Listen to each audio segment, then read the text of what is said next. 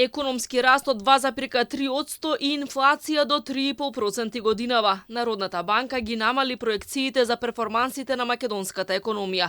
Причините главно се лоцираат во послабите остварувања во првите 6 месеци и намалената побарувачка одстранство.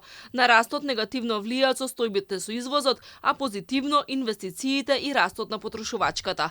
Народната банка смета дека најавените инвестиции од новата власт, односно големите капитални инвестиции, ќе го промена трендот и ќе ја подобрат економската состојба.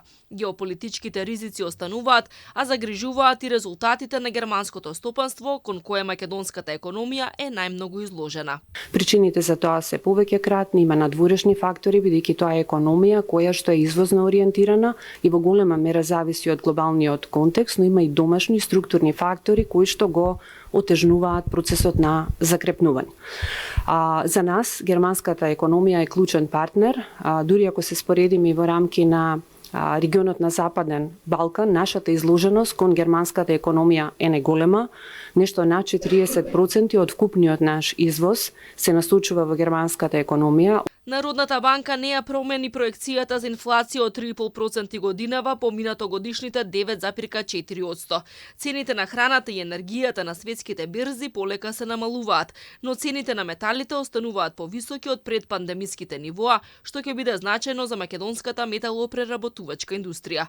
На среден рок се очекува стабилизирање на инфлацијата до нивото од 2%, но главните ризици доаѓаат од цените на основните производи поради геополитичките услови, климатските промени и домашните политики.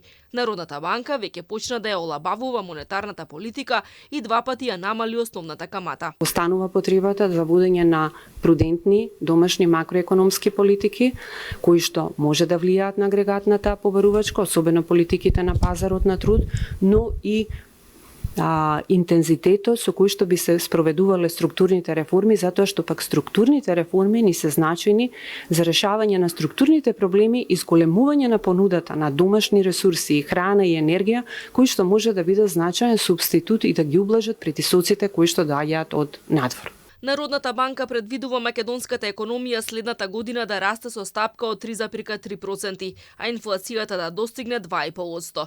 Очекувањата се дека странските инвестиции и приватните трансфери од странство да останат на исто ниво. Девизните резерви треба и натаму да растат од сегашното ниво од 4,9 милијарди евра. Кредитирањето до крајот на годинава ќе расте со стапка од 7,5%, а депозитите ќе се зголемат за 7,9%.